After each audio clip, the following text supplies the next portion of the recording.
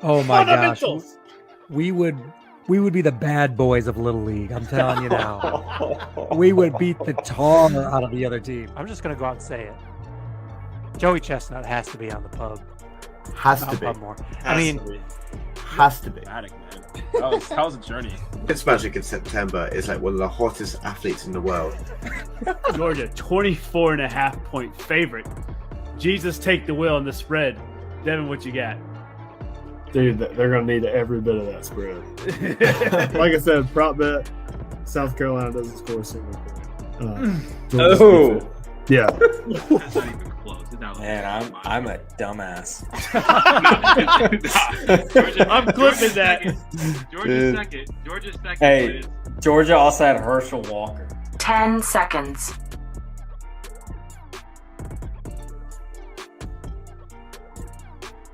What is going on? Welcome to episode 120. The big dogs are in the pub. Ho, ho, ho, ho, ho. Preacher Man Fitzsimmons. Tim Man Bonfana in the building. It's a good crew, man. I'm here for it. Tim, show the beautiful people what you got working back there. It reminds me of like an artist ponytail. It's nothing big right now. I can't quite get the curl into the bun, but I'm close, Parker. I'm close. You're looking like a little young Aaron Rodgers right now. Ooh. Yeah. Old Aaron Rodgers, not young Aaron Rodgers. Yeah, that's fair. That's fair. Older. Damn it, Hacky. I don't know if you guys saw his. I wish I had a picture of it. I don't have it. His walking into the stadium outfit. He looked like he just came straight from the spa. Had his Zen necklace on, large robe, white shirt. Like he was on a journey earlier before the game. It was a nice fit he had. Yeah, he was on a journey, all right. He was probably microdosing some, who knows, hallucinogenics. It's working, right? Eh. Before we get started, let's give a quick shout out to our sponsor, Smack Apparel. Go use our code PUB17. Get 17% off. They always get sales. You can add our discount to their sales selection. You get bukus of apparel for your NHL team, NFL team, NBA team, college team. They've got you covered. We're still working on an app shirt with them. Hopefully, fingers crossed, in the season we'll get one. Maybe with the Beach Chickens and us doing something with that. They got the new Miami Mike shirt from Mike Daniels over in Miami. They've got the Lattimore and Evans Brawl shirt, the MILF Hunters. They got it all. Go check them out. Smack Apparel, use our code PUB17. You're not going to regret. Jeff and those guys do a phenomenal job every single week. All right, let's get into our random sports fact. I should have just made them like Smack Apparel's random sports fact, but we'll work on it. There's levels to the sponsorship game. So we're going to rewind the clock to 98. We were just a mere, 4 years old there, running around, having a ball, maybe watching a little football in the background, maybe catching a glimpse of it. But we're going to Philadelphia. And if we know anything about the Eagles fans, they're ruthless. They're brutal people. They throw batteries at Santa Claus. They don't give a mother beep about anybody or anything. Monday Night Football comes to town in 97. There's not one fight, not two fights, not three, not five, 12 fights in the stands in one single game. Eagle fans knocking out other teams, knocking out each other. Bad look. So Philadelphia and the Eagles decide to put a jail in the stadium, Veteran Stadium. Now, every stadium has a holding cell. This one made it different because they had a courtroom in there to decide your fate with it. Oh, my gosh. Wild team. Only in Philadelphia can you see this happen. Simus McCaffrey, I hope I don't mess up his name, was the judge and the jury in these decisions of kicking fans out or not, figuring out what their punishment was, maybe a lifetime ban, that type of stuff. So, I mean, this stadium played host to the Eagles and the Phillies. It was a huge, it's Philadelphia. What do you expect here? So my question is, if you could have like a roller coaster tycoon stadium and you could make your stadium, what's an essential that you need in your stadium that maybe most people would sleep about? Because I feel like this was needed in Philadelphia, right? So what's something that you might need in your future stadium that you're going to build for your favorite team? That's a good question. Man, I can't believe they have a prison in their stadium. That's nuts, man. I love feel it. like. Are we talking like a communal essential? Like something that, like a prison is found in a community. Yeah. It's weird to find it in a stadium. I mean, there were people like serving jail time there. It was more of a holding cell. That that they would wait for the cops to really take them off to the real jail down in Philadelphia. The only thing I can think of would be like, like if you get like a pizza or a dog or something, and you might not like eat it right away because maybe something happened. I feel like underneath the seat there should be some sort of like thermal device that, like, you sit on it, you sit on the seat and it heats up like a plate underneath, and it acts as a warmer. I like it, and it's under every seat. I like it a lot. But like honestly, how many times do you sit during a game though? Well, it depends on how many beers you've had. Yeah, that's fair. That's fair. If you're pretty late into the game, you're sitting down. That's a good answer. Yeah, also depending how many beers you've had, I don't think you care about the temperature of your food. So. But I do like that, especially like when we're at App during those late games. Like by the time you got your hot dog back to your seat, it was already frozen because the snow was just coming down so much. You're like, I wish this was warm. I need something warm. So that's I like that, Tim. It's flawed, but it might work. Yeah, I was trying to think what Lambeau needs, and it's tough because your mind jumps to something like heat oriented, but I also think the experience of Lambeau is it's just cold.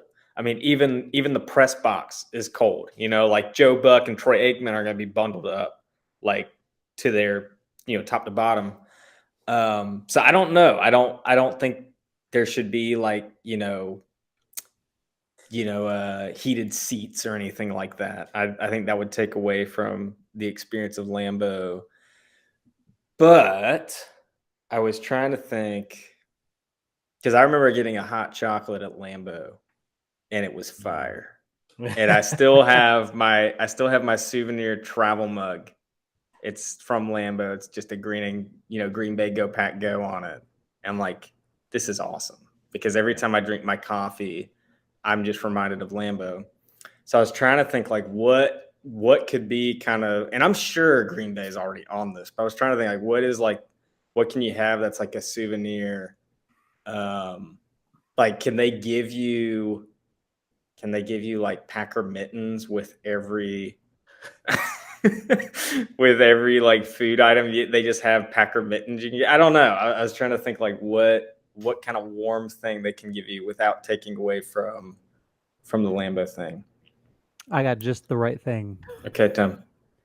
You guys need a communal hot spring or like a hot tub or a hot pool. Ooh. Where like a bunch of cheeseheads could just get naked and just sit in the pool before the game. I mean, that would be the first, and it would solve the heat issue. Oh, man. Yeah, maybe like under the... I'm trying to think where you could put it in Lambeau that doesn't take away from the ambiance before it becomes just the Dallas Cowboys Stadium. Yeah, that's an idea. A communal, or like, what about like a lazy river around the stadium? Like just on like one of the levels, there's just like a heated lazy river with, I don't know, a giant jumbotron that you can look at. I don't know. That'd be pretty cool. Don't hate that. We need to get on this, guys. Yeah, I'm telling you, we could be sitting on billions of dollars. We could be the next Jerry Jones. It's the three of us. Dude, I don't want to be the next. All right, the Cowboys Stadium sucks. I just want to name that. I'm tired of watching games, and they have this special rule that if the punt hits their jumbotron, it's just a dead ball. Redo the play. Yeah, I'm that's like, annoying. I'm like, make them move it. Also, if you noticed, if they play like a 1 o'clock, it might be a 1 o'clock game. When the sun starts going down, whichever offensive team is going to like the south end zone, they're just getting blinded by the sun because they just have Jerry just put these like clear glass windows in, and like quarterbacks are like trying to like look through it. Sometimes it's like Dak Prescott. He's like trying to run the offense and he's just getting blinded by the sun. And Jerry's sitting there like, we are the Dallas Cowboys. We have the best stadium in football. And it's like, dude, you're ruining the sport. Like you're making like problems in the game. So I'm so done with the Cowboys and their stadium, man. That reminds me of I'm sure Fitz, you saw it, Tim. I don't know if you saw it, but like post game Packers Buccaneers, and Rodgers kind of hit it like I saw something on Jumbotron, ran it down the flagpole, and hopefully the defense used it what they saw in the last 2 minutes. And people are like moment of silence for the Jumbotron guy in Buccaneers field, like R.I.P. He just lost his job. But it's funny because like I feel like every stadium doesn't have a set like where they have to keep the play clock at. So some have it in the ribbon, some have it like on field level, and like a holder or a quarterback might not be able to identify it, and you get a lot of delay games that way if you can't find it quickly. And so Fitz, maybe like, I mean, that big Jumbotron, it makes Dallas unique, and it's annoying as hell. I get it, but like making stadiums like advantages like that, I mean, I think we see it more and more often, especially with Jumbotrons of like, ooh, that wasn't a catch. I'm not going to show the replay if I'm the home team. Or if I am the home team and it was against us, I might show the replay, like, hey, we should challenge this. Like the Jumbotron and all that type of stuff really plays a factor in today's games. Yeah, I'm all for like uniqueness in stadiums. Like don't get that wrong. Like, Tampa Bay, the ship in the end zone is nuts. Like that is like a crazy thing. But it doesn't affect the game, does it? I mean, maybe if they blow a cannon off, does a guy he can't hear for the next minute or something. I don't know. Right. But I'm just saying, like, for the Cowboys, it's just like you had to get a Jumbotron, and clearly it is interfering with punts. Oh, yeah. And you can't move it up. Like, you're just gonna say, oh, we're just gonna make a rule. Or like clearly everyone going to the south side is just getting blinded by the sun. You can't be like, all right, next year let's put in blinders. Like let's like, or let's tint these windows so it's not so blatant. And Jerry just doesn't give an F. He's just like, no, we are the Cowboys. We win. It's just so dumb, man. It is. Mine. All right. So I don't know when's the last time you guys been to some games, but I feel like a lot of stadiums are doing away with the like, get your beer here, get your hot dog here, get it. I feel like a lot of stadiums are kind of doing away with that stuff. The more I see it, and I don't know because of labor shortages or what. And so they're just annoying. Yeah. But I mean, it's kind of the old school feel. Like I enjoy it. But I guess since we're doing away with it, I want like a tablet or something where I could order. I don't have to miss any of the game action waiting in lines. I could order my 2 beers and my hot dog and pizza from here. Now, I'm sure that tablet would have to be indestructible because some drunk asshole is going to try to break it and stuff. But that would be what I put in. Or just like an app, like a phone app or something. An app. I like that. A lot of stadiums have shitty service, though. At least a lot of college stadiums. Oh, yeah. Pro stadiums are a little bit better. But, yeah. Good job, guys. I like it. All right. We got a ton of football. Like literally all football today, unless there's something else you guys want to talk about. But we're going to start with college ball. We're going to start with AP Top 10. We're not going to go too much into it because we do have a college show this Saturday. It looks like it. We'll see what Hurricane Ian does, and that might shake it up. Maybe we miss this week, but we'll see. But AP Top 10. Georgia at number 1, Bama 2, Ohio State 3, Michigan 4, Clemson at 5. Nothing's changed there. We do have a little shakeup. USC, Kentucky, Tennessee, Oklahoma State, and NC State round out the top 10. There's a couple movements and pieces there. Our biggest movers, number 18, Oklahoma, loses to Kansas State. They go from quick math. 6. I know. I'm struggling. They go from 6 to 18. Arkansas goes from 10 to 20 after they lose a tough one. Number 17, Texas A&M, who at beat is now up to 6 spots to number 17. Minnesota coming from unranked to 21st after a Michigan State win. Florida State ranked in 23rd after unranked. And then Kansas State taking the big win against Oklahoma rises in the polls at number 25. Is there any teams on here that you're like, they're a pretender or, hey, they're holding their own. These are going to be the teams in the playoffs, or they're here for 1 week and then they're bouncing again. Is there any of those teams that you guys see and witness there? Where's Wake Forest after the Clemson game in overtime? Wake Forest, I believe, dropped to 14, and they dropped 2 spots, I think. I think they went from 12 to 14. Okay. I mean, hey, they took number 5 to overtime. So and they should have won. Mm-hmm. Now, that head coach is 0-9 against Dabo. That's tough. Yeah, nothing's really standing out to me too much on this. I don't know too much about like those fringe ranks, like 20 through 25. I'm not too sure about any of those. Wake was 21st and they dropped to 22nd. So I apologize. What was Texas? Texas A&M was 23 last week. Yeah, so they were 23-24 after App beat them. They were 24 after App beat them, moved up one spot after beating Miami, and now they're starting to claw their way through. Which that's good for App. Like we like that, but then we lose to JM and JM who? Like JMU. Frustrating for us, man. JM who? Blew a 25 JMU point was lead. good though. Yeah, blew a 20. There's no excuse for that. I was heated. Yeah. All right. Well, to me, I feel like the top 5 is like this is what Fitz always harps on. It's just like it's the teams we expect to be there. Like, okay, we don't have Cincinnati from last year. Okay, we just plug in Ohio State, but we expect Ohio State to be there. Like that top 5, I feel like it really doesn't change. Yeah, I agree. And truthfully, this year with as much hoopla as there was with Texas A&M and INL deals, I was expecting them to be at least top 10, and they were for a little bit. So I wonder if like they're going to finish, because if they don't finish in the top 10, it's going to be a cluster. I mean, it's yeah. Can you imagine that? Oh my gosh. Well, I wonder for like a team like NC State, like obviously if Clemson wins the ACC and they're undefeated, you feel like they would get to the playoff. But if NC State goes unbeaten and they win the ACC, do they get to the 4?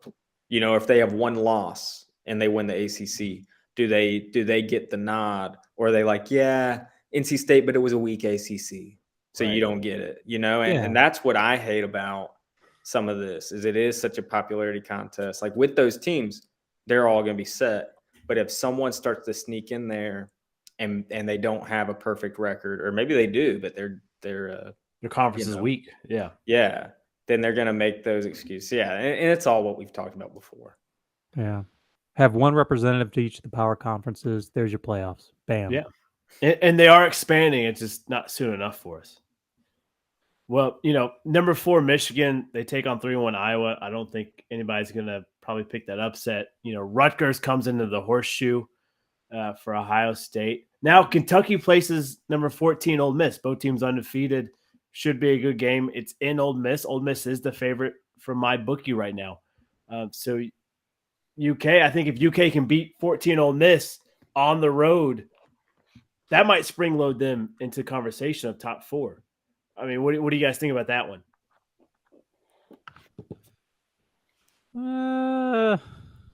I mean, I don't know. Yeah. I don't know anything, man. It's a long season. It is. And number 10, NC State travels number 5, Clemson. So that gives us a test to what you're saying, Fitz. If NC State can win in Death Valley against Clemson, maybe that is enough for them to get into that top 4 matchup if they can run the tables and win the ACC. It's a big test for them this weekend. But we'll talk more about that in our college football show at a TBD for you. Any other college football news you guys want to talk about? Cool. College sucks, man. Coming from the guy that be honest, man. Screw college football, man. All right. Big news breaking the NFL. NFL Pro Bowl is out of here. It's done. Put it through a table. At least the game part of it. They're going to keep the skill competition. They're going to keep the games and that type of stuff. They're going to replace the Pro Bowl with a flag football game. I don't think any of us are surprised. We've talked about this before. I like it because we saw a lot of people not playing in the Pro Bowl. They're playing half-ass. They don't want to show up. They don't want to do it. When they took it away from Hawaii, that made it even worse. The players don't even get a vacation from it. And so to me, I like this move. I like them doing flag football. But I think we're one torn Achilles and ACL away from being like, that's it. Like, there's no Pro Bowl. You just get the accolade and there's no real game. But I like the move from the NFL. What do you guys take on it? Yeah, I agree. I think it's one step closer. Kind of like what we were talking about. Let's see the skills. Let's see the arm candy. You know, that gives you a little more street cred. No one cares about the Pro Bowl. No one is risking their contract for a Pro Bowl game. So I like the flag football move, but like take it one step further and just nix it. Yeah. I kind of like the flag football. I think it'll be interesting. I kind of liked when players were playing other positions last year. Like I think like Trayvon Diggs played wide receiver, and I can't remember if his brother. I can't remember. I think his brother lined up at corner. Yeah, I think that's what it was. But like maybe if there was like more of that, and flag kind of opens it up. That it doesn't have to be like a true contact sport. That maybe you'll see guys line up at other positions. I don't know. It could just be fun. I don't know. The Pro Bowl is weird. I don't know that there is a solution for it. Yeah. Obviously, getting away from contact is probably the best thing. I think that's what players would like to see. And again, I think when we talked about, when they started like the best catch battle, that might be like the dunk contest for that weekend, is they kind of need like, for baseball, you got the home run derby. For NBA, it's probably the best all-star weekend with dunk contest, 3-point, skills challenge. Is you just need those things. And I think NFL is just trying to do that with the dodgeball, with the best catch. But I do think something could be brewing where they could really come up with something that kind of blows the lid off and makes it really fun. But we'll see. Yeah, I agree. It's a hard balance of they played this grueling season, and now you've got to put more stuff out there for them for the fans, but you don't want to get them injured. It's a weird thing to kind of juggle here for the NFL. Like you guys said, I think it's the right move. I'm curious to see how else they grow with best catch. I'd love to see the quarterback skill challenge come back, like the old school, like what we saw Favre and young Tom Brady doing. Like that was awesome to watch as a kid, and I hope they bring it back. Hitting the gator, driving 20 yards downfield, 30 miles per hour. Like that stuff was awesome. That stuff was cool. And to me, the only person who ever played hard in the Pro Bowl was RIP to the guy, Sean Taylor. And that was like the ultimate Pro Bowl highlight. And ever since then, it'll never live up to that again. Any other Pro Bowl thoughts you guys have? Cool. That'll start this upcoming season or this season. So this year's Pro Bowl will not be an actual game, which is good. I'm glad they're starting it right away. Let's stay with the NFL. NFLPA's pissed. I don't know if you guys saw the Tua hit. He gets up. He's dazed. He kind of stumbles and goes concussion protocol, comes back, and he plays again. I'll show you the video right here. But he's jogging to the huddle, kind of stumbles, falls, not sure if the ankle gave away or not. He's kind of, he doesn't look quite right. His O-lineman kind of holding him up. And, I'm sure he's a warrior. He's saying, hey, I'm good, man. I'm good. Life's good. Let me just shake it off. But he goes back to the locker room, goes through concussion protocol. Seems, I guess his baseline test was close enough to the test he took that day. Because listeners and watchers, you don't know, at the beginning of each season, you take a baseline test for your concussion, and it's all these brain games and math quizzes, like based off your time on doing it and your accuracy of doing it. And so I guess his numbers were pretty close, if not spot on, to his baseline test. And so they allowed him to come back into the game. A lot of people not happy with that. He goes on to win the game, has a pretty decent game.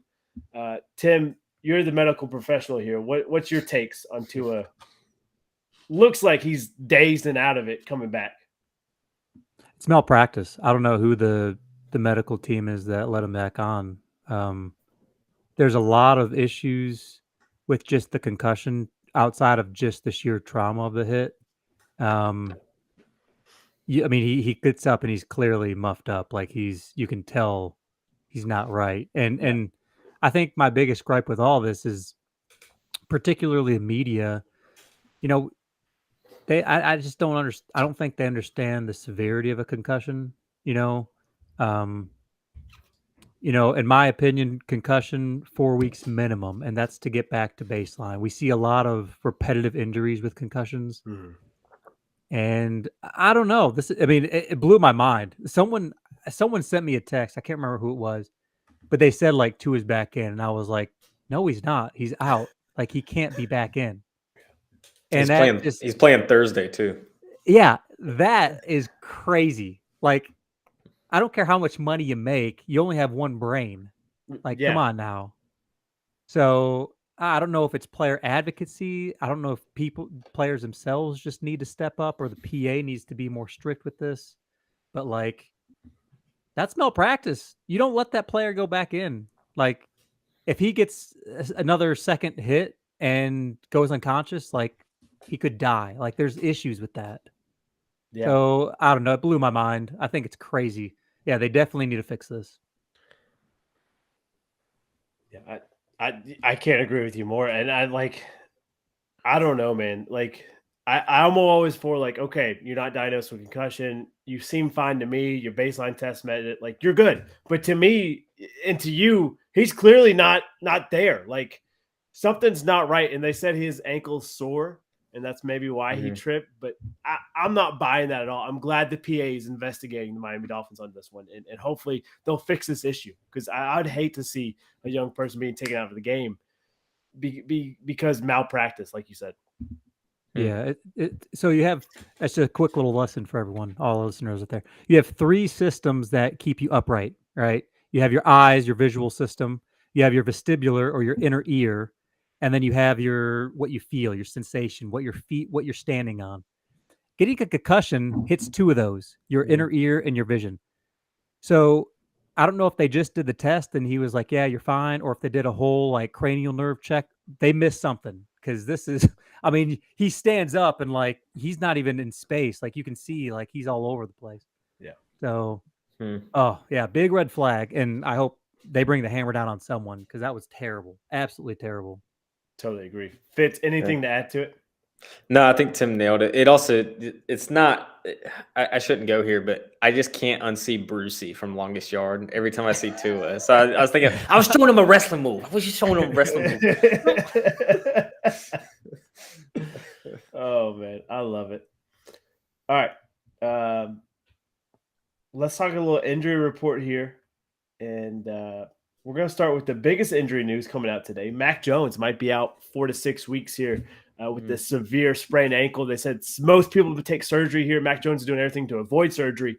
But this leaves Brian Hoyer and I think Jared Stidham is the backups there in New England.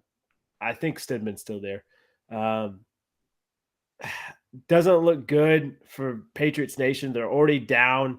They're feeling the effects of just kind of another rebuild year in a way. Mac Jones is supposed to be the savior next Tom Brady for him, and he goes down. He's missing 4 to 6 weeks. That's a huge portion of the season. What y'all's takes on this big injury for New England?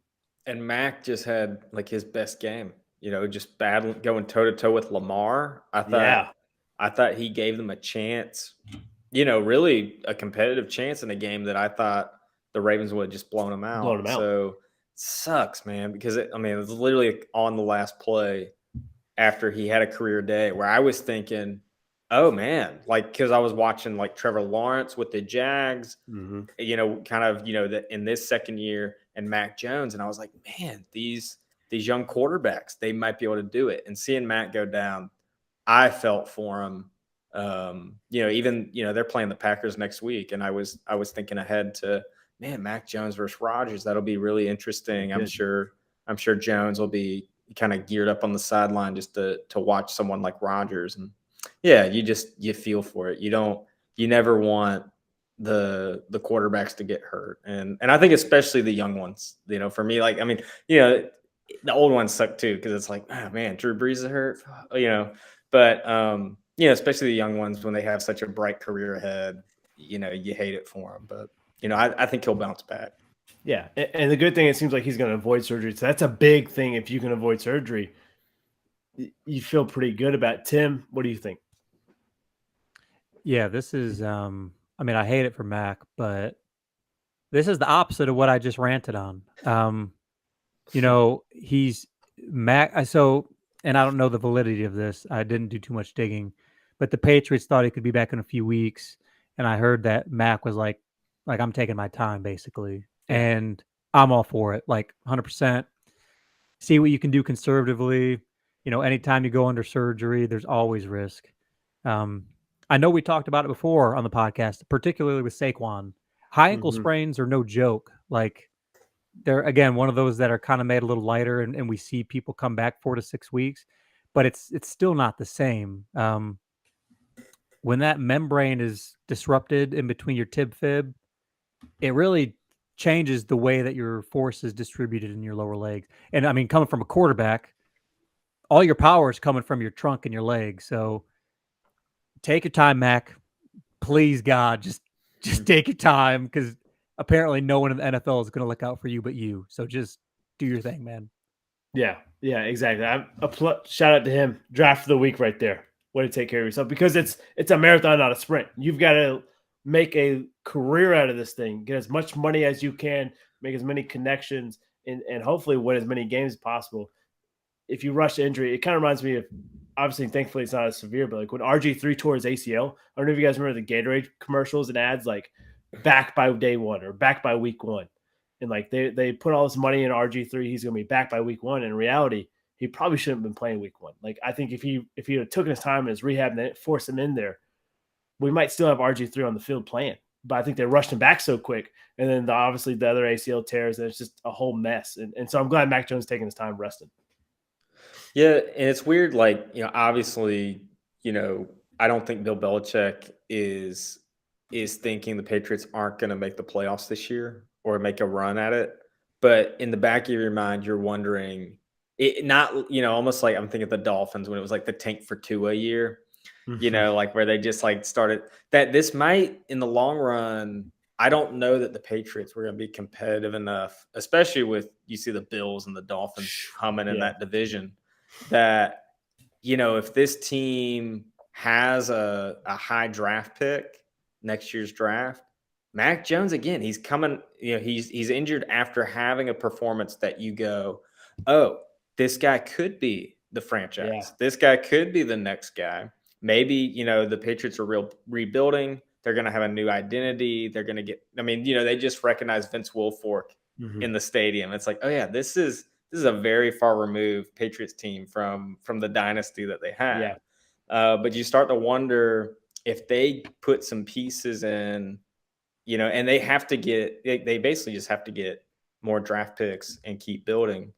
But I don't feel like it's as detrimental to them. Obviously it sucks you lose Jones, but if you end up getting a higher draft pick because of it, in the long run, it may help. It's tough. It's a tough pill to swallow. Absolutely. Let's move on to the Giants. This injury happened last night, fourth quarter, late in the game between Giants and Cowboys. Sterling Shepard, Giants' leading receiver, goes down with a torn ACL. So a guy that Danny Dimes out there throwing to, loves to see, that's his go-to guy. And then he's got Saquon in the backfield. You lose that top wideout target. This hurts the G-men here, and they're not sitting bad in the NFC least, This one really hurt them. They're undefeated going into this game. Thoughts on Sterling Shepard going down with ACL? If any. It's okay if not. Cool. The only thing is I'm looking at my fantasy lineup, and I was going to drop Kadarius Toney, and I think I need to hang on just a little bit longer. Yeah, all our fantasy players in our league, let's give them a little heads up here. Browns, Myles Garrett involved in a car accident leaving Browns facility yesterday, flips the car. Apparently he was trying to avoid a deer or a wild animal. Toxicology reports, nothing seems, the red flags is just honestly swerving, missed it, trying to miss a deer and instead hurts himself. Now, I don't know his status for Sunday. He's got a shoulder sprain. He's got a strain in his bicep. I don't know if they're going to keep him out or not, but if Myles Garrett can't play, that's a big blow to that defense, because that defense really looks to Garrett to lead them. Plus, he's just so dominant in the trenches with the Hogs. Thoughts on this one? Yeah, it could have been much worse. Yeah. Could have been a whole lot worse. So, So if you're playing defensive player and you got Myles Garrett, take him out of your fantasy. Maybe. I don't know. We don't know if he's out or not.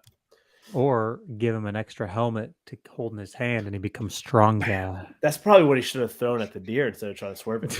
Oh, jeez. All right. And then we got a slew of offensive linemen out.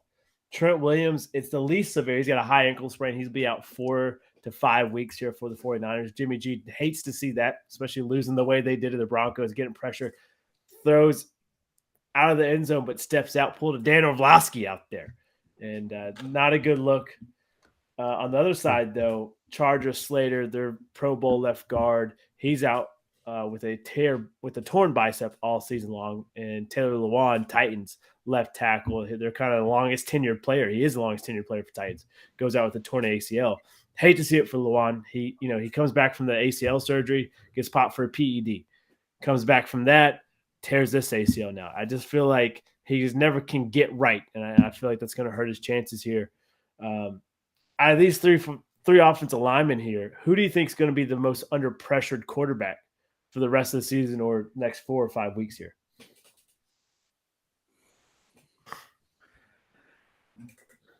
To me, it's losing the left tackle because that's the key position is Lewan, and he's your veteran in the locker room. But Slayton, Trent Williams, he's the 99 Madden Club, so that one's going to blow losing him too.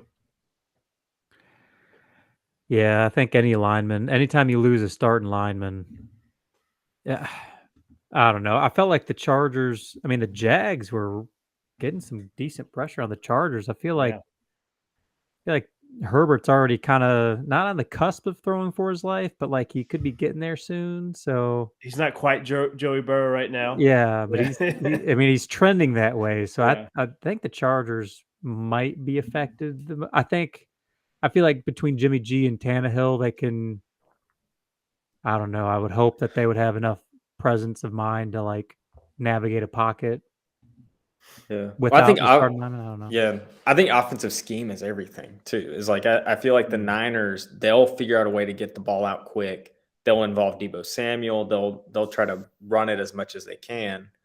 The Chargers have been weird though because they haven't really established a running back. I mean, Eckler is like a receiver, and as I've been watching, I feel like Herbert just holds onto the ball, and so he takes more hits because of their style. And it's almost weird. It's like he's playing with this, whatever the rib injury is. And it's almost like, are they going to change it up? Are they going to, just get the ball out quicker? But I think they're trying to hit the home run. It's almost like old Aaron Rodgers or kind of this Patrick Mahomes is they're trying to hit the deep shot.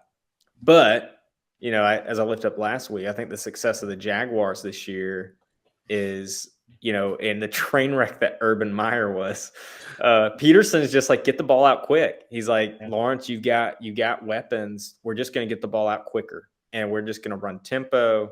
And it's been really successful. So I don't know. I would hope the Chargers, I hope this is kind of a sign to say, okay, we got a hurt quarterback.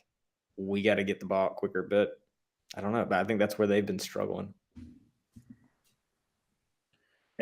Yeah, I totally agree. All right, and the Titans just suck.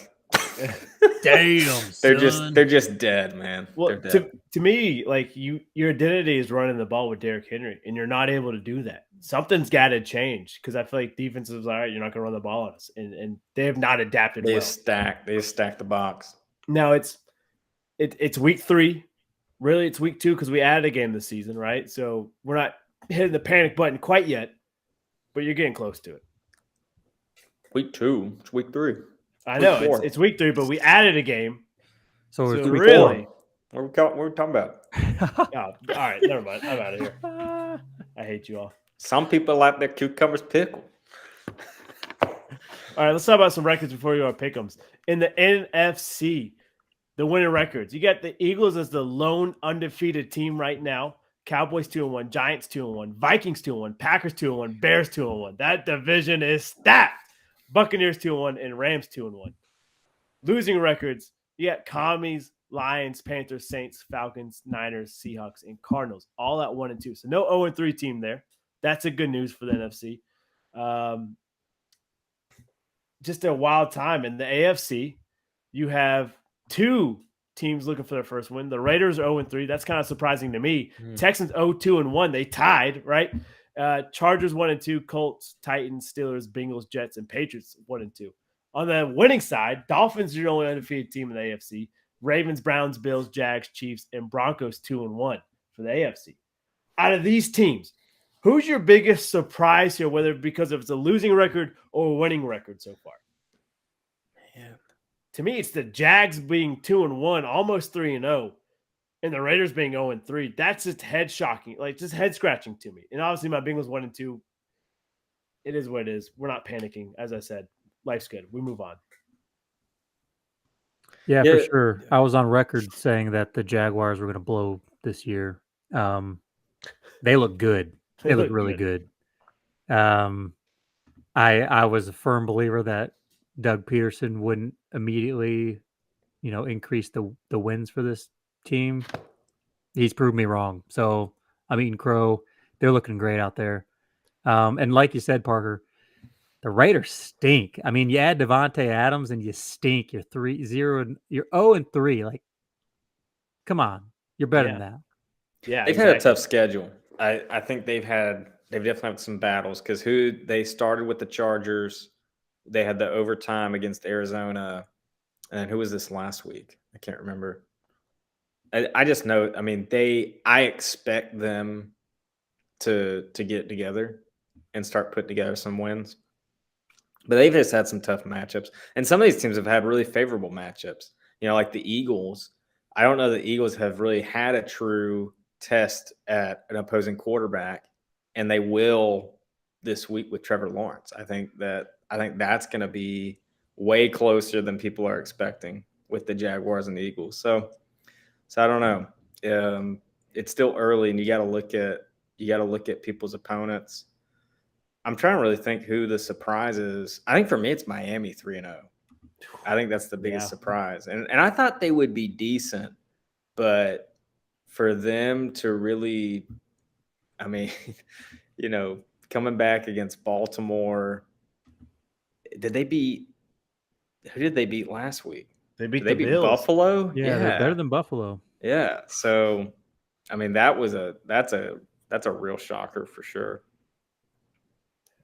Wow. Tim, are you now going to say Tua is better than Josh Allen? Are you off the Winston train? No, my boy Winston, it's like we said, it's only 3 weeks in. I think he can come back. I mean, the guy's playing with a broken back. Yeah, I agree. I agree. No, I agree.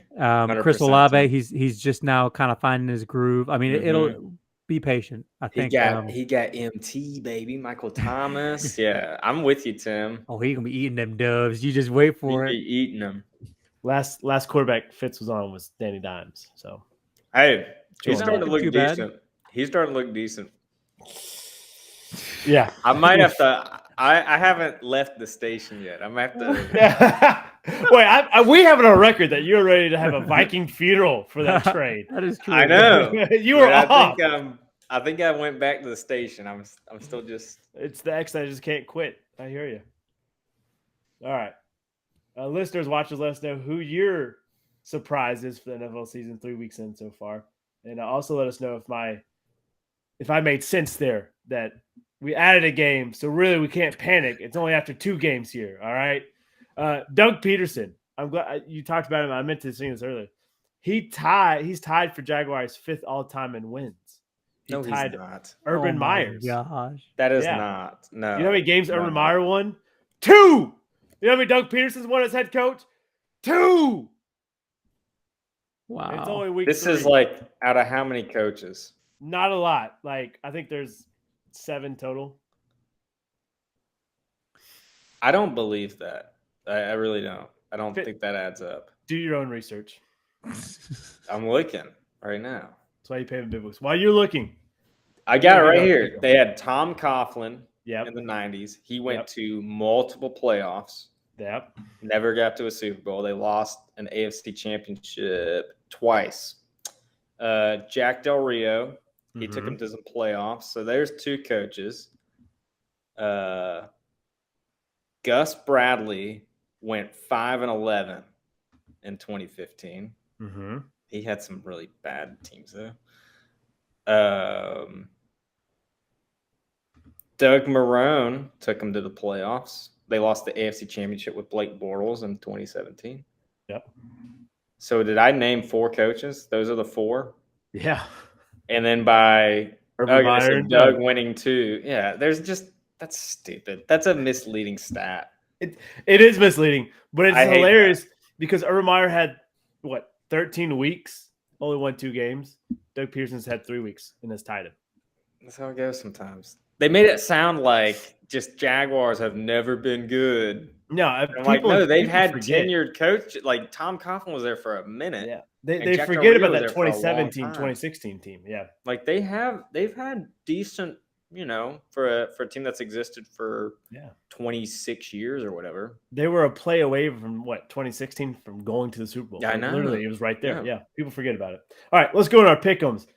Thursday night football, Amazon Prime. The white Bengal is here, baby. We're going white out, white helmet, white jersey, white pants, looking fresh, so clean, taking on Miami Mike and the undefeated Dolphins. Over-under set 47. Cincinnati 3.5 point favorite. It's prime time. I'm worried. What? I'm struggling. What? You What? tripping, bro? Prime time? Man, you tripping. All right, because I'm tripping. Fitz, you're going first, then Tim. How is Cincy the favorite? And also with those uniforms, automatic loss. I'm taking Miami. That's the hottest take you've ever had. That might be a parlay pick. Oh my gosh. That's the hottest take you've ever had. Yeah, that's hotter than Luca's the next Are Larry you Bird. kidding me?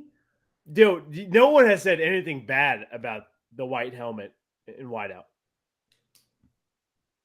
It's straight fire. Sheesh. You're taking who? He's Taking Miami. Mamie. Yeah, I hate to do it to you, Parker. I want the Bengals to win, but I feel like if I was a betting man, I'd be taking the Dolphins on this one. That's fine. I love it. I love it. The haters fuel us, baby.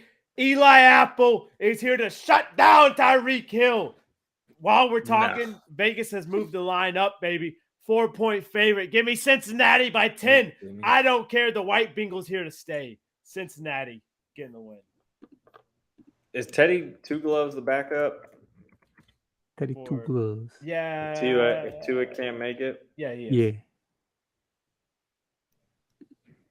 All right. Oh, Teddy Two Gloves. Now, fantasy owners, be on the lookout here. 9:30 kickoff here. We're going to London to get this. Vikings Saints 43.5 to over under. Minnesota 2.5 point favorite across the Matt's land there. It's a London game, early kickoff, so make sure you get your lineup submitted before 9:30. Who are we taking? I was trying to think who's going to have a better showing as far as like European fans, if they're Vikings or Saints. I feel like the Vikings with the Norwegian thing going on, I feel like there will be more skull chants going on rather than who dat. I think purely for that reason, I'm taking Minnesota. I think they're probably going to be more like just Brady jerseys, and I don't. There you go. Yeah, I'm way Trevor Lawrence jerseys in there. Yeah. Bring Trevor home or something. Yeah. This is tough. I just watched the Lions Vikings. Vikings in some aspects look really good. And I'm going Jameis. I think Jameis is going to take it. Side note, Rawlson, shout out to our listener, Alex Rawlson. He was telling me that Justin Jefferson is pissed because, they were supposed to play in the Superdome. And so he was telling everyone like, hey, Justin Jefferson was like getting his fam ready. Like, hey, we're playing because he's a LSU boy. Yeah, he's born in New Orleans. And then they decide, actually, we're going overseas. And so he was pretty triggered. I don't blame him there, but we're going Saints. I bet a lot of kids gritty out there. Yeah, they do. Yeah. Tim, because of that fact, I'm taking the Vikings. He's going to take this personally. And he's going to put it on his calendar. Mark them down. Give me the Vikings. You like that, Kirk? If he throws a duck, Jefferson's going to start throwing the ball to himself, damn it, because he's got to get this win for the fam. All right. Let's talk about. I would say never bet on Kirk, man. That's the danger with Minnesota. That's why I'm just doing pick'ems, and we're going to stay far away from that game for a parlay. Agreed? All right. Over under 49.5 for the Browns at Falcons. Cleveland, 1.5 point favorite. Falcons coming off a big win. They're feeling themselves. What do you think? Yeah, I actually haven't picked this one yet. You got a good running back battle between Chubb and Patterson. I think that they are both like top 3 in the league in rushing yards. Like Patterson, kind of surprising.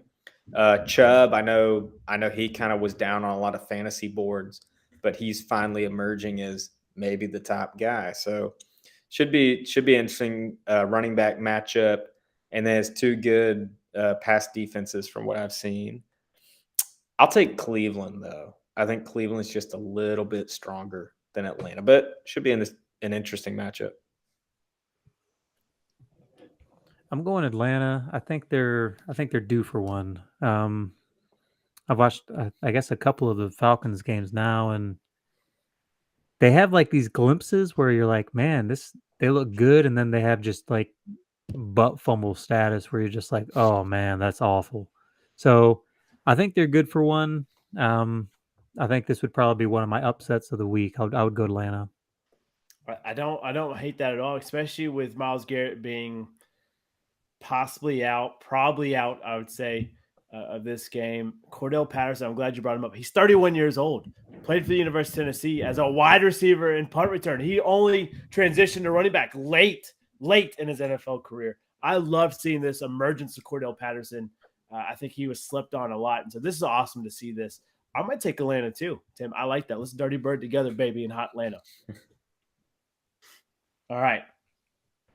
Cooper Rush and the Cowboys taking on Carson Wentz in the Commanders. Over under set 41.5. Dallas 3.5 point favorite.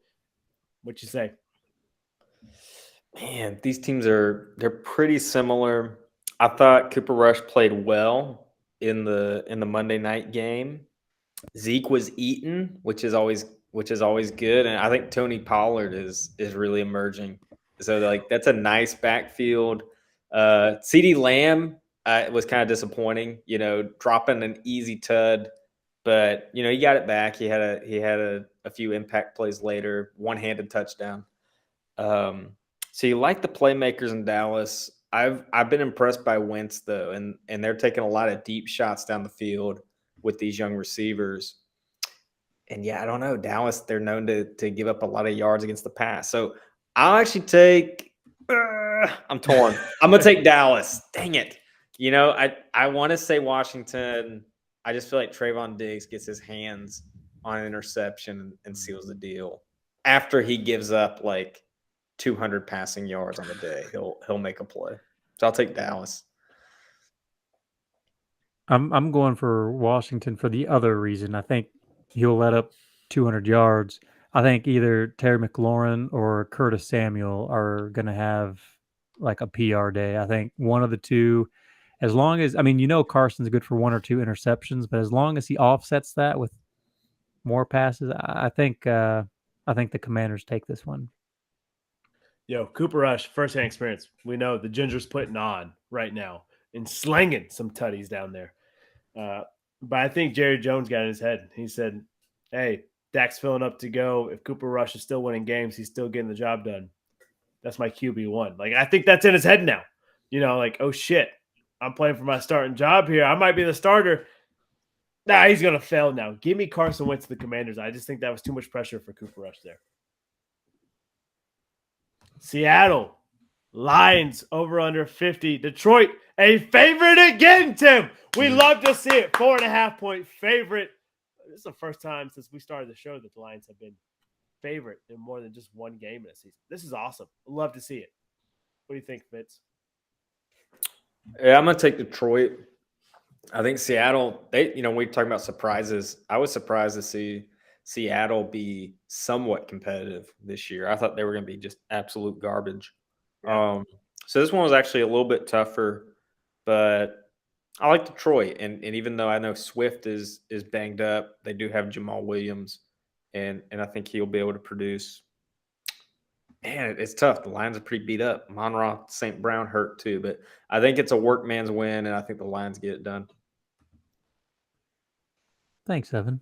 No, I think the Lions do it. Our offense is humming. We have statistically we have one of the best offenses, but we also have one of the worst defenses. So if you're a betting man, always bet the over on a Lions game because we're gonna sling it, but we know the other team's gonna sling it. It's just gonna be how Gino is gonna look like a fucking MVP this game. But give me the Lions. I think we get it done. We need a good win under our belts. Tim, I want to be petty. Do it. Take the Seahawks, but I can't. My heart and knowledge won't let me. I think Lions easily wins this game. Seattle should even fly out to Detroit at this point. Seattle is going to hang 50 by themselves. Lions going to hang 50 on Seattle by themselves. See what I did there? All right, no, I'm just kidding. I can't play it off. I just fucked that up. Titans, Colts, over-under set at 42.5. Indy, 3-point favorite. Titans trying to build on that Raiders win here. What do you think? Obviously, the two running backs, Henry and Taylor. I like Indy, though. You know, as we kind of alluded to earlier, Tennessee they haven't quite figured it out. They finally got their win. That's who the Raiders lost to. They lost to the Tennessee Titans. Vrabel had a pretty good game plan for a Raiders team that's all out of sorts. I don't know. These teams both kind of suck, but they got good running backs. I think the Colts are just a tad better. I think Michael Pittman could be a key piece in that. So, yeah, I'll take the Colts. Man, I'm so snake bitten my damn Colts. Give me the Titans. You know, I never know about the Colts. I pick them one week and they get shut out by the Jags. Then I don't pick them the other week and then they beat the Chiefs. Give me the Titans. Yeah, when they beat the Chiefs last week, the Colts, I was shocked. And I don't know if you guys saw the clip, but Mahomes and Bieniemy going at each other at halftime. Like, Mahomes wanted another shot downfield, and Bieniemy was like, no, we're going to locker room. We're going to take a knee pretty much. So a little chippiness, but I think that only makes the team better. And that's talking about the Chiefs. This one, flip a coin. I really don't know who's going to win. It's Indianapolis. I'm taking the Colts just for that fact. Bears, Giants, over us at 39, probably our lowest over-under total here. New York, 3.5-point favorite, even without Sterling Shepard and the lead wide receiver. What do you think? Man, Chicago, David Montgomery goes down and Khalil Herbert just picks up like it's nothing. Now, I know it was the Texans, so, there's kind of some question marks as to how good is he, and Justin Fields doesn't really throw the ball downfield, but I was impressed by Herbert, so that creates an interesting running back matchup with Herbert and Saquon. My gut tells me Chicago pulls this out, but it is really close. Gosh, the Bears. I'll take them. I'll take the Bears. Sucks. Give me New York. I think Tony. I think he's Kadarius. I think he's going to start stepping in that limelight. And I think Saquon's feeling himself. Saquon's playing really well. So I'm going to trust in that over anything about the Bears. So give me the Giants. You know what? I'm going to switch my pick. Let's go. Purely because New York knows how to do pizza. Screw Chicago. We're taking New York. If we're talking pizza, Detroit's the only real place that knows pizza. Detroit pizza. What? Homie, Detroit deep dish. What? Are you kidding me? Oh my god. That's Chicago. Is that not Chicago pizza? Don't even do this. I'm serious. I'm not feeding you, troll. Get out of here. I'm not trolling. It's Chicago and New York. Chicago deep dish pizza. Does Detroit have their own thing? Or did Chicago steal it? Did they hijack it from Detroit? Who are you taking, Parker? Hold on. I'm Googling deep dish. Yeah, you Google it and you do a peer review. The comments of Tim and Fitz do not reflect the pub as a whole here. Okay. What the heck? Old Chicago. What is this? Pizza be damned. Pineapple belongs on pizza, by the way. That has nothing to do with this, though. Give me the Bears. I feel like the Giants, they fumbled the bag against the Cowboys, and that's going to burn with them. It's a short week for them. So give me the Bears. Damn, I hate to burst your bubble. I think Chicago invented deep dish pizza, dude. Dude, it's we'll debate this at another pod. There's a okay. All right, Jaguars, Eagles, over under 48. Philadelphia is 6.5-point favorite. Both these teams looking hot right now. Mr. Pizza Man, what do you say? Yeah, man, my mind's blown. I alluded to this earlier, and this is a big upset pick. I don't think the Eagles get to 4-0. I think this is a true test at quarterback. It's a team that's been, highlighted, but still a little bit under the radar. I think their defense is playing well, and I've got the Jags to win that AFC South. So I think it's a big win for them, and I'm tempted to make this my parlay pick, but I'm gonna take the Jags. I'm taking the Eagles on this one. I saw it week 1 against the Lions, and I said it that week. Jalen Hurts, he will kill teams with his legs.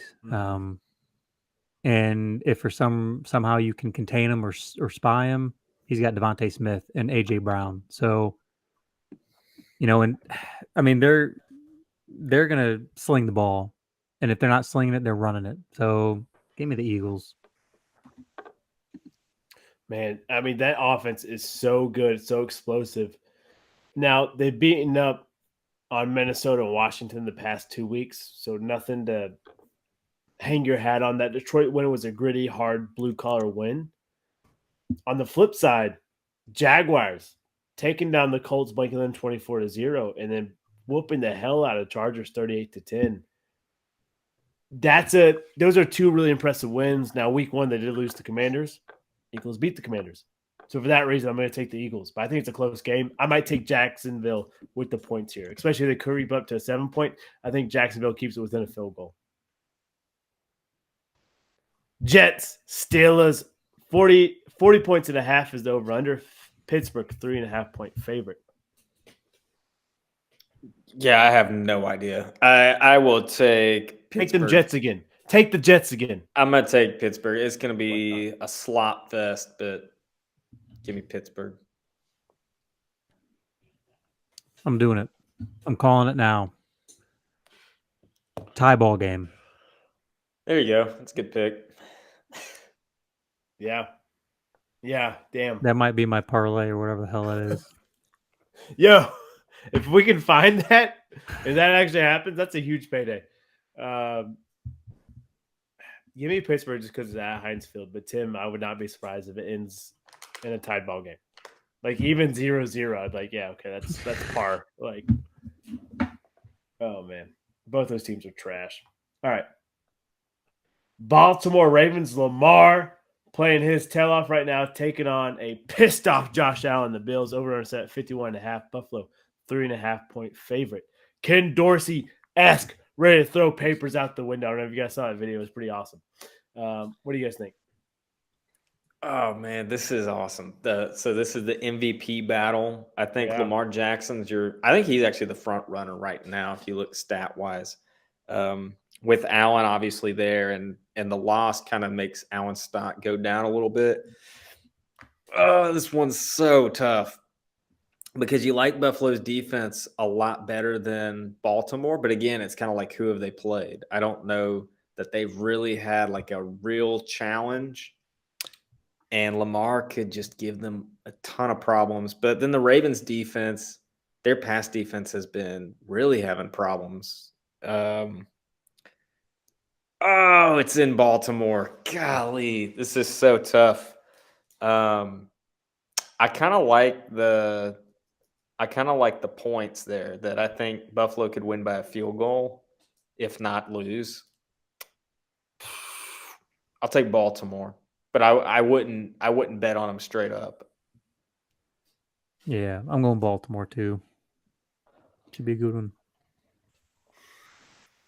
I said it when I was introducing this game. The Bills are pissed off, and that really scares me for Devin and the Raven faithful. Give me the Bills. I think I'm not even going to put them through a table. I think it's going to be a good game. I like the over here. I think both offenses are going to come out and just score bukus of points. But I just think Buffalo is so pissed off from losing that game in a game they probably shouldn't have lost, and things kind of just it was a real funky game. Give me Jalen. I think they're pissed. I have no better reason than that. So I think they remain pissed. I think they still just have some problems. Bills fall for 2-2 after just what we talked about, them being a cheat code. Yeah. It's wild. Yeah. That wouldn't surprise me. Yeah. Chargers, Texans, over under set 44. LA, 5-point favorite, even with Air Bear nursing a little rib injury. He's still going to play. He's a tough kid, blue collar kid. He ain't going to miss no action. What do you think, Fitz? I did not bet on this game in my parlay picks. It's tricky because you want to say it's a Chargers lock, but it looks like a trap game. I think the Texans could steal it. You hate to go against the Chargers, but oh man, if I'm gonna call my shot, I'll take the Texans in this one. I think You're just all for the spoil them. upsets. Dude, NFL's crazy, man.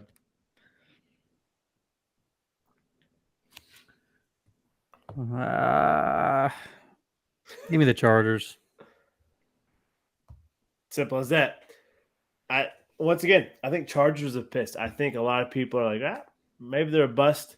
I think the Texans, they're Cinderella. Like they're a pleasant surprise for the NFL. Like they're playing competitive. They're winning a couple games here and there this season. I like the Chargers here, though. I think they're going to get a win. A team that was on a surprising losing record for me, Cardinals. Traveling to Carolina, over under set 42.5. Carolina 2-point favorite. Yes, we got Hurricane Ian coming in, so maybe that affects game time. Maybe it moves games. Who knows? A lot of things up in the air. What do you think? Yeah, I was surprised Arizona's the underdog in this one. I know Carolina, Arizona is always a battle. I think last time they played was Cam Newton's resurface when he just kind of crushed them and Arizona was on top and Arizona didn't look the same since. But I like Kyler. Kyler versus Baker, a little Oklahoma showdown. But I'll take Arizona in this one. I think they're stronger. Carolina, they can score on everything except their passing game. And I think that is a big problem for them. So I'm going to take the Cardinals. I'm going Panthers. I just don't like Kyler.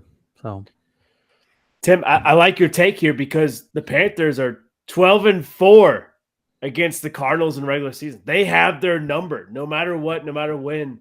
And because Hurricane Ian's coming in, because there's rain, they're probably going to be throwing the ball a lot anyways. Give me the Panthers. I like their run game. See him getting the job done, McCaffrey. Give me the Panthers. I like the way they step up. Plus, they're not traveling East Coast to West Coast. Cardinals are coming to them. So I think it makes a big difference. All right. I'll BRB real quick. Y'all go ahead. Okay. Sounds Patriots. Good. I'll talk for a long time, Tim. Packers, of course, Fitz will. Over under set at 40.5. Green Bay, 10.5-point favorite. Fitz, this is your group here, man. What do you think? Yeah, and again, it's disappointing because I was actually kind of hoping to see Mac Jones and just, I think it would have given us some challenges. It's still a Belichick coach team, so you feel like they're going to have a game plan. He just got to watch his former QB, Tom Brady, come back in the second half and make it interesting without weapons. So that's kind of helpful. He's like, oh, now I have a Patriots team. I don't have Tom Brady, but I don't really have weapons either. So, what was working for them.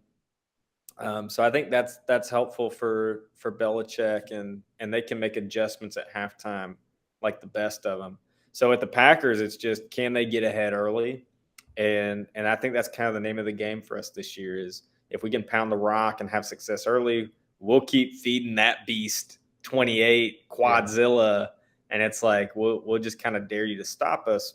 But, like what Tampa did last week, when they can stabilize that, we got some issues on the receiving end, just some little fawns, so to speak, just like some little, deers with, a lot of athleticism, but sometimes the spotlight seems a little big for them. But I don't know. Romeo Doubs looked pretty solid. So I like the Packers, obviously. I wouldn't touch the spread. Just, I don't know. That's probably my emotions speaking. But like the Packers, and I don't want to get too far ahead, but it is interesting that the next 4 games for the Packers, pretty favorable matchups. I think we've got like the Patriots, Jets, Giants, and somebody else. And I don't want to get too far ahead, but we could be 6-1 facing the Bills on a Sunday night in a few weeks here. That if we take care of these 4 weeks, could be interesting. So yeah, go Pack, go. Yeah, give me the Packers. Everything what Evan just said. No. Patriots already looked a little strange, and then without Mac, just no faith. Sorry, Jay Gray, but I'm going Packers. You guys kidding me? It's Bill Belichick. Doesn't matter Mac Jones or Flack Hones out there. They're getting their ass whooped. Give me the Packers. Come on, man. Don't feed the trolls. Broncos, Raiders. Raiders looking for their first win, divisional game here. Maybe it comes at home. Maybe this is it in the Death Star where opponents come to die. Over-under at 45.5. Vegas, 2.5-point favorite. I think Derek Carr is due. I'm going to take the Raiders in this one. I don't really have much else. I just think it's going to be – it's tough to tell with Denver right now. I think eventually this will be like the second matchup would just be quarterbacks just – both throwing for 400 yards and a ridiculous amount of touchdowns. This matchup, Denver still is trying to get used to their new quarterback and their new system and all that stuff. But I like the Raiders. I think they get on track here. I'm going to say it. I don't like saying it, but I'm going to say it. This game is going to solidify and put the Raiders in the company of the Lions and the Browns. Oh, no. They're going 0 for the whole season. I'm calling it. I'm not taking the Raiders a single game. They're getting the goose egg. They're laying the goose egg. The Raiders stink. Josh McDaniels stinks. Anyone, just give me whoever they're playing against because they stink. Give me the Broncos. Tim, that's questionably a hotter take than Fitz hating Cincinnati's uniform. Damn, dude. Yeah, I'm putting them 6 feet under. They're done. Golly. Let Russ cook, though, man. This is a tough matchup for him. But give me Derek Carr. Give me the Raiders. Keyshawn Johnson, I don't know if you guys saw his comments today, was saying maybe he needs a fresh start. Maybe he needs a new scenery, talking about Derek Carr. I don't think so. I think Derek Carr is exactly where he needs to be. And I think he's going to lead the Raiders to a pretty damn good season. It's just been a tough start for him. So give me the Raiders, Tim. I rebuke what you're saying there. All right. We've got Kansas City, Tampa Bay. What do we say, boys? Really interesting. You got Mahomes after a loss and Brady after a loss. I think they both kind of have both of the same core is they will just be even stronger after a loss. Bucks will hopefully they'll have Mike Evans back. I don't know who else they're getting back. I like their defense though.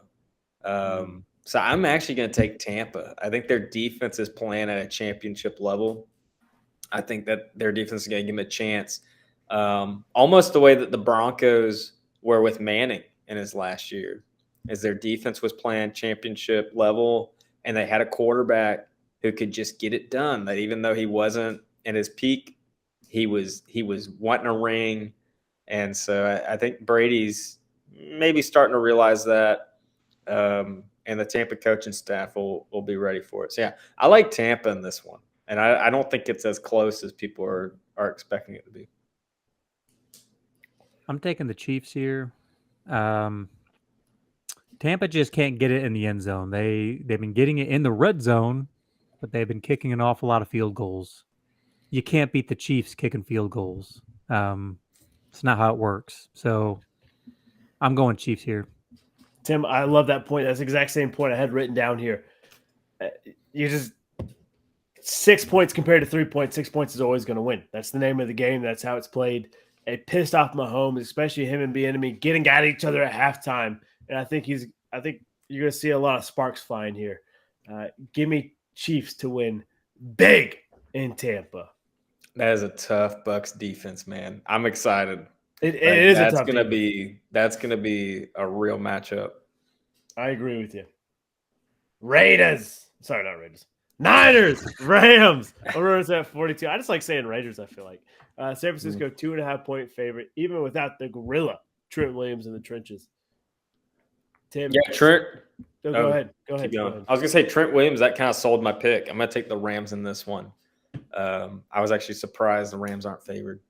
And, yeah, I don't know. These teams, they know each other. Obviously, the Niners want to beat the Rams really bad, especially after them kind of spoiling their shot at a Super Bowl appearance again. But, yeah, I like the Rams. And they're starting to get Cam Akers humming. Oh, man. Yeah. Rams by a mile in this one. That's how I feel. Yeah, I'm echoing Evan. I think if you're a betting man, you'd go Rams.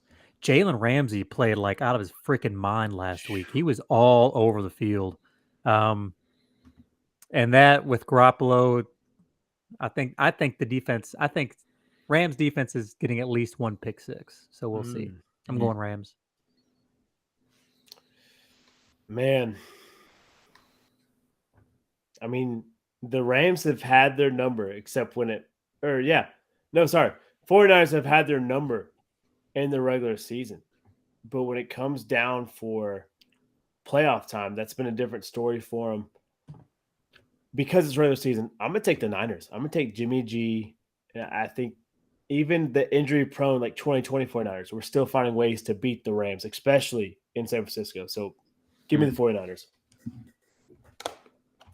All right. That's it. Pub Parlay, random question, and then we're going to get out of here. Pub Parlay, there's only 3 of us. So we're going to make 2 picks apiece. Ooh. If you guys are ready for that. Spicy. Or we just double up how much we usually. It's up to you. I like 2 picks. 2 picks. Tim, you go with 2 picks? Let away. You want locks or do you want... Let's get locks. Let's get money on the board. It's 6 total picks for us. The payout's going to be huge for us anyways. Lock it down. Tim, what's your Pusha T song? Put the numbers on the board. So hot. So hot right now. It's so hot. Who goes first? Whoever wants to. Man, I don't want to start off with. All right, I'm gonna go. I don't know if you guys saw this. Browning came out with uniforms for Ole Miss. They're rocking camouflage uniforms at home against the team we talked about, University of Kentucky, the Wildcats. They're a 7-point favorite.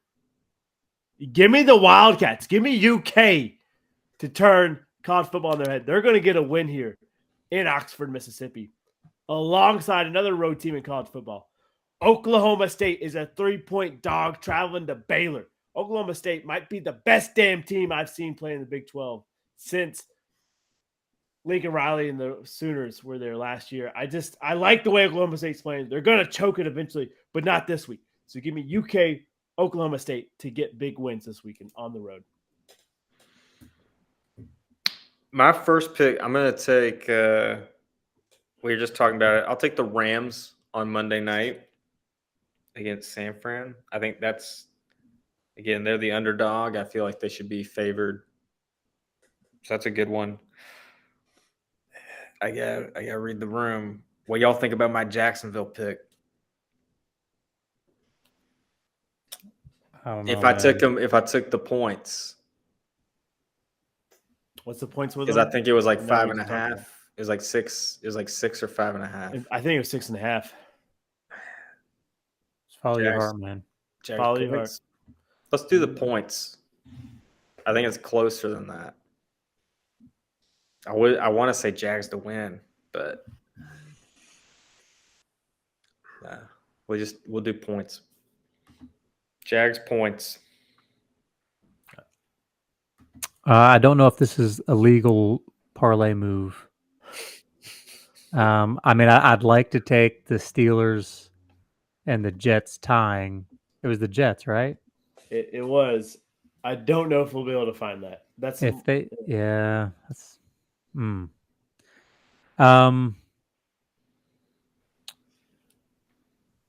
give me. Shoot, who was it? Who was Atlanta playing this week? Cleveland. Give me Atlanta over Cleveland, straight up. And I also don't know if this is a legal move. Give me the Hurricanes over the Panthers Saturday preseason hockey. I think they'll have some preseason action for you. Okay, yeah, give me the Canes. They're playing at PNC. I So. hate preseason, man. Homie, it's either that or the Astros. Who do you want me to take? All right, so if they don't, we'll take the Astros. On whoever they're playing Saturday, just give me the Astros. Or Astros. Okay. We can do that. We can make that work. Yeah. I mean, this is the dog parlay. We're picking all dogs here. Besides maybe the Astros and Hurricanes. We'll have to look at that. But everybody else is a dog on this list. I like it. Name it this week. The dog parlay hits thanks to Hurricane Ian and his magic coming in. All right, Fitz, you have a random question. I do. And before I do that, I do want to say I apologize to Tim. There is a difference between Detroit style and Chicago style pizza. And Detroit looks vastly better than Chicago style pizza. Like it's not quite the deep dish. Like, I mean, it is, but it's like it's different. It's got more mwah to it. Like it's kind of I feel like it looks more of a hybrid between New York and Chicago, where Chicago pizza just looks bad. So yeah. Shout out to I'm sorry, Tim. And I really want to try Detroit style pizza now. So yeah, I accept your apology. And next time we hang out, I'm gonna get you some, and it will change your life. It looks good. Like I'm looking at pictures right now. Like they load this thing up, and the best. Oh man, it looks really good. Like, and then you look up Chicago deep dish, and it looks like shit. Yeah, it's like so bad. So yeah, I didn't know that. So that makes sense. But no, okay. Random question. Random fun question. This sparked just kind of before we got in the air. I was talking to Tim about Pokemon, specifically the Pokemon movie from 2000, because I saw a TikTok for it, and my nostalgia was triggered, and I was like, man, I haven't seen that movie in a minute. And with the hurricane coming, up the East Coast, it's probably a good weekend to watch some movies. So I was curious. What was the best movie, or what is the best movie that was from a TV show or series, or like even like a Disney Channel original movie? So like not like a real film. Like what was the best movie like from like a kid's TV show or series? I forgot two, and I can't decide. Well, name both of them. Okay. I didn't. Yeah, I think that's fine. There's only three of us. All right. So this first one might step on some toes here. I'm going to say a Goofy movie. Ooh. Absolute banger of a movie. Love the father-son trip of Goofy and his son Max. Gets the heart every single time. My second one, my dad showed me this movie, and I watched it literally my entire childhood, and I still watch it to this day. The Transformers, the movie, More Than Meets the Eye from 1986, the old school cartoon, Optimus Prime. Chef's kiss. That would be one of the first movies I show my kid. Claudia, you're gonna have to accept it. Yeah, the Goofy movie, I've just seen a lot of posts where like, as a kid, you were always feeling for like, come on, Goofy, like let your son like go to the concert or whatever. And now you're watching like, Max, come on, just go on the trip with your dad. Yeah, man. go on the trip with your dad, dude. Like it is funny how it changes your perspective. That's actually how I feel about School of Rock with Jack Black. Is I used to watch it from the kid's perspective, and now I'm looking at like, man, Jack Black can't pay the rent. He's gotta like he's gotta do this. He's gotta do this job, man. Like I feel for him. I gotta go. I don't know if you guys watched Dragon Ball Z growing up.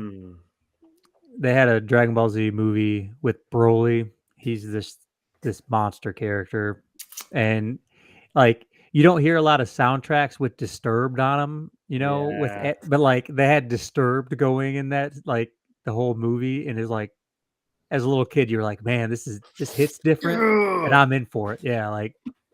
I got to go with the original DBZ Broly movie, but the DBS Broly movie is really good too. So, Yeah.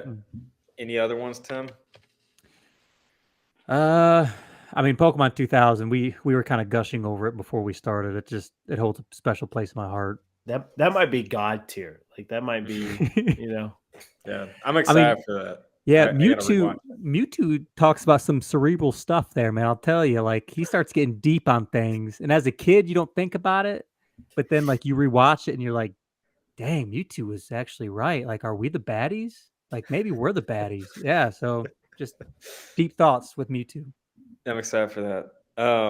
My honorable mention is the Rocket Power movie. I had to pull it up. Rocket Power Race Across New Zealand. They go to New Zealand, and I can't even remember much about it, but it was just kind of hype. That was always a show I liked. I was a Nickelodeon kid, and so like that movie, I just remember it featured the what's the Red Balloon song? The 99 Red Balloons, yeah, it had like a sick soundtrack. I can't remember if Blink 182 was on there, but I just remember like that kind of introduced me to like a whole different thing of music. I never had a movie want me to try Vegemite so bad. Yeah, that was a great show though. Man, without saying Pokemon the movie, because I'm gonna rewatch that this weekend, and Tim, I'll give you an update next week. I'm excited for the rewatch. I'm trying to think. I was not like a Disney Channel original movie kid. I did catch like Luck of the Irish whenever that one was on. That was a good one. Can't really think. There wasn't like a Cartoon Network one. Man, I asked the question, and I can't even think of what mine would be. It's tough when you ask the question. It's real tough. I will say I like. It wasn't really a kids movie or something, but I do like the Scrubs when they go to the Bahamas. That's a good it's one. It's like a double episode, so it's 40 minutes instead of 20. And they're in Bahamas for the wedding, and there's that just totally a lot doesn't fit your criteria though, but it is a great. Yeah, there's like a lot that goes on, and it's pretty heartwarming. Feels like a great series. It's like a mini movie. Yeah, great show. Love Scrubs. The wifey has sent in her 2 picks.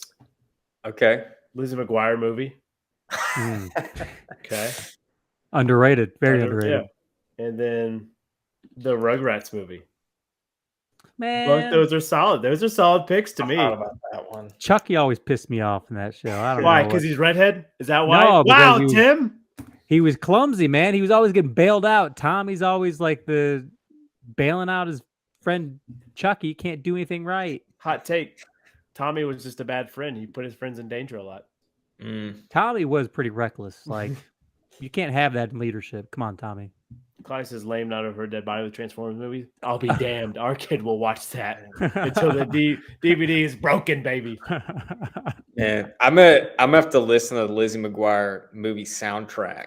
I had to pull this up because I remembered. I was like, "What was the song?" It's the "This Is What Dreams Are Made Of." It's that one, but I forgot. Why Not is in that. That's a Hillary Duff. Oh yeah. Why not? Why not? Like all of those soundtracks just bang. Like that was the one thing about being a 90s kid is like some of those soundtracks just like hit. It was really good. All right, that's going to do it for the show. Listeners, watchers, let us know who your favorite TV show turned movie was from your childhood, and we'll shout our best ones out on Instagram.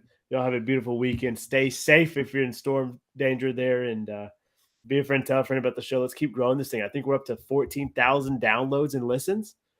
Shout out to the pub, baby. We're doing big things. All right. Catch you guys next week or maybe next Saturday for the college football show. Bye. Have a wonderful time. See ya. And a bet go well. Bone saws ready. Oh my gosh. We would be the bad boys of Little League. I'm telling you now. We would beat the tar out of the other team. I'm just gonna go out and say it. I'm just gonna Joey add Chestnut more. has to be on the pub. Each week. Each week that I gotta do that. Has to be. That was a journey. Maybe I can This parfait. Magic in September is like one of the hottest athletes in the world.